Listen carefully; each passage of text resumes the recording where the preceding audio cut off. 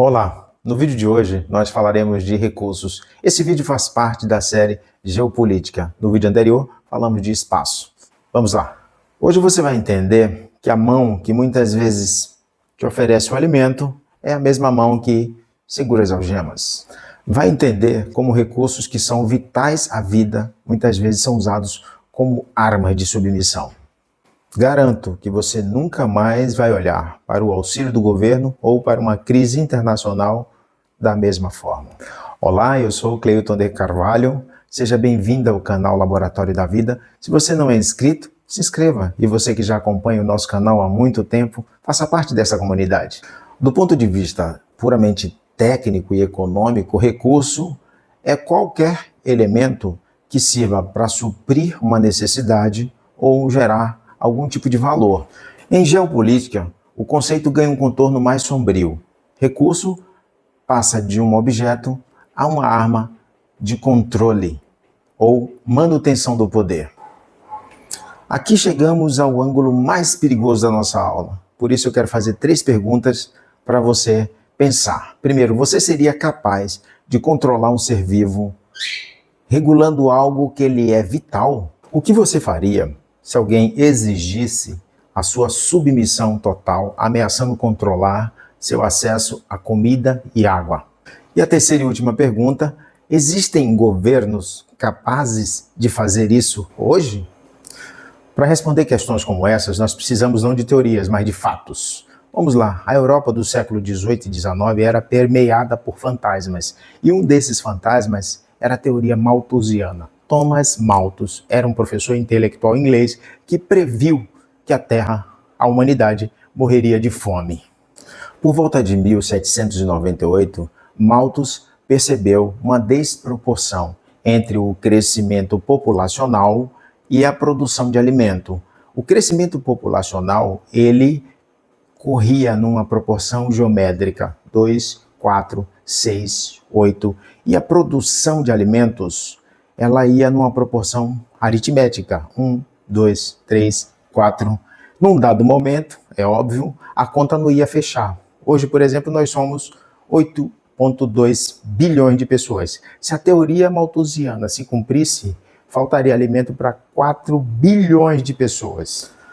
Os números da época, a cada momento, pareciam favorecer a teoria malthusiana. Observe. A humanidade levou até 1800 para chegar ao seu primeiro bilhão.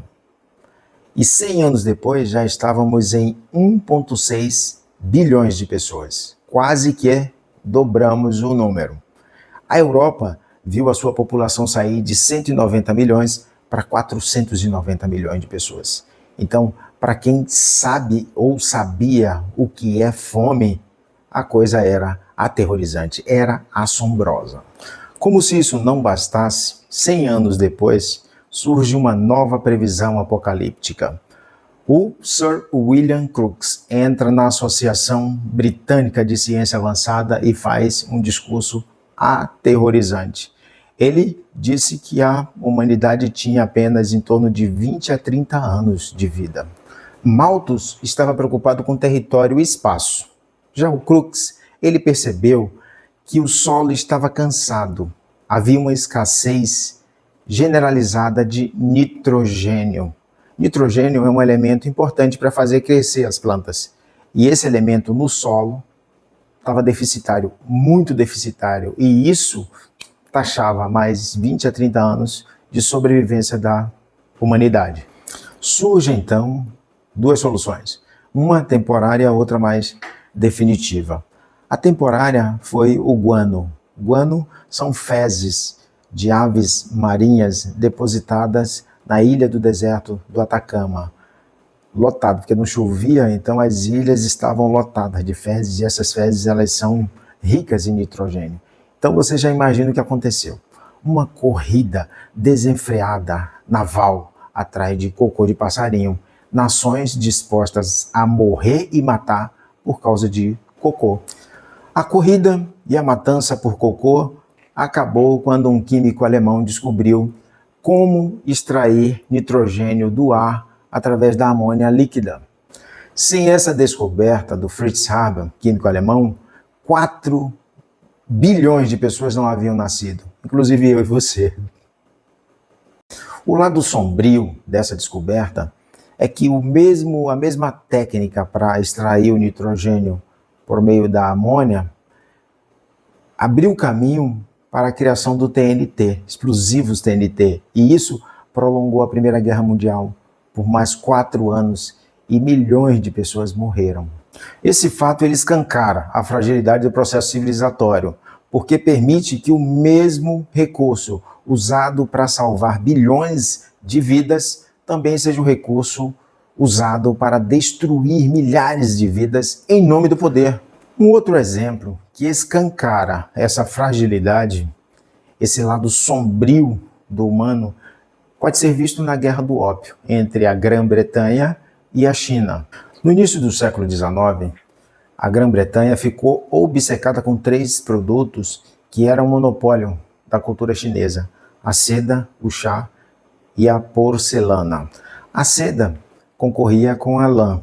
A lã é um tecido rígido, não tem bom caimento. A seda é brilhante, leve e se tornou então a veste de gala da aristocracia britânica. E quem fornecia eram os chineses. Tecido brilhante, bonito. Já o chá, houve uma mudança cultural. Os britânicos eles tomavam cerveja e gin até de manhã, substituindo o café da manhã, porque a água era insalubre e tinha que ser fervida. Assim também surgiu a questão do chá das 5, como uma questão de etiqueta na cultura britânica. Porcelanato era uma questão de status social. Ter algumas peças de porcelana para servir um chá da tarde era como ter um carro de luxo. Os europeus eles não conseguiam reproduzir a louça fina, por isso tinha que importar da China. O impasse no pagamento dá origem ao lado sombrio da coisa. Os chineses não se interessavam por nada que os ingleses tinham. Então, os ingleses tinham sempre que pagar em prata, que era a exigência da China. E a reserva de prata da coroa estava terminando, estava acabando. Então, eles teriam que abrir mão desses itens de luxo. Longe de abrir mão, o governo britânico resolveu montar uma estratégia geopolítica. De que forma? Eles começaram a estimular o uso recreativo do ópio.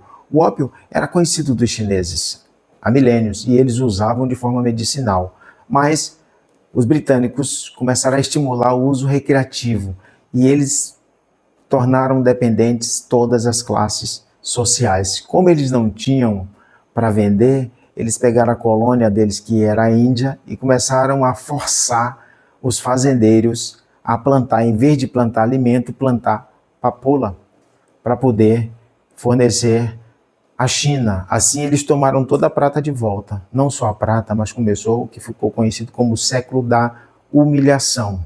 Para vocês terem uma ideia, o imperador chinês mandou uma carta para a rainha Vitória, dizendo: ora, vocês estão vendendo na China um veneno que vocês não permitem ser vendido aí. Ela fez cara de paisagem. Aí ele confiscou 20.000 caixas, cerca de 1 tonelada. Aí o que a rainha fez? Decretou guerra, dizendo que o imperador estava intervindo no livre comércio. Está gostando do conteúdo? Já deixou seu like? Então deixa o like para você não esquecer. Cerca de 4 a 12 milhões de chineses ficaram dependentes químicos. Então, com a cultura como um todo, tanto do ponto de vista econômico quanto político, fragilizado, a cultura chinesa, então os britânicos fizeram eles assinarem acordos esdrúxulos. Eles perderam portos em Xangai, Hong Kong. Os britânicos infiltraram biólogos para poder roubar sementes, plantar na Índia. Século da humilhação. Os efeitos colaterais do uso de ópio, derivado da papoula, na China, especialmente durante o século XIX, foram devastadores, gerando uma crise de saúde pública, social e econômica. O impacto foi tão profundo que o resultado nas guerras de ópio entre China e Grã-Bretanha inicia um século da humilhação. A rápida disseminação do vício em ópio afetou todas as camadas sociais. Os usuários apresentavam perda de peso drástica, pele amarela, baixa resistência a infecções, irritabilidade, degeneralização mental, intelectual, o uso crônico causava calafrio, náusea, cãibra e, em muitos casos, morte. Se a Grã-Bretanha tinha os melhores canhões, por que ela resolveu usar o vício como primeira arma? Consegue entender? E hoje, que tipo de dependência nós enfrentamos? Tecnológica? Financeira? O que está substituindo o ópio? Quais são as novas formas de viciar nações para subjugá-las sem disparar um único tiro? Para que você entenda a gravidade do que nós estamos falando aqui, eu quero convidar você a lembrar de uma figura do cinema, que é o vilão Immortan Joy, do filme Mad Max, Estrada da Fúria. Inclusive, num dos vídeos meu, eu fiz referência ao Mad Max quando eu falei sobre como tomar decisões em tempos difíceis. O Joy, ele controlava uma multidão de miseráveis através de um cano enorme de água. Ele nunca deixava fluir a água. Ele abria o suficiente para que o povo não morresse e fechava para que pudesse controlá-los com aquele elemento essencial. E ele sarcasticamente falava uma coisa, dizia: vocês não podem ficar viciados na água, porque na ausência dela vocês vão ficar ressentidos. É óbvio, você entende que o Joel, ele não dava água o suficiente para o indivíduo não ficar forte e buscar dois caminhos, ou procurar uma outra fonte onde ele pudesse alimentar, ou enfrentar um regime que o oprimia. Quando nós olhamos para o modelo de assistencialismo que domina o nosso cenário, nós vemos a mesma torneira. O governo se especializou em entregar o recurso imediato, o auxílio, que no caso é o peixe, mas se recusa a entregar a infraestrutura que dá independência ao indivíduo. Ou seja, em vez de entregar o peixe, também dá a vara e mostrar o rio, para que a pessoa tenha liberdade. Mas por que ele não faz isso? Porque um cidadão autônomo, ele é imprevisível, mas um cidadão dependente do Estado, dependendo do Estado para ter comida no prato, esse indivíduo é um cidadão geopoliticamente desarmado, que não vota por projeto, mas vota por sobrevivência. Assim como os chineses ficaram reféns do ópio, parte da população brasileira está sendo mantida com o estado de vício assistencial.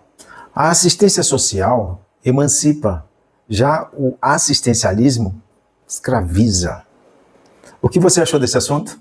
Deixa nos comentários, deixa seu like, participe, envia para um amigo. Próxima aula vamos fechar o ciclo, né? Falamos de espaço, hoje de recurso, e aí falaremos de influência. Não perca. Beijos no coração.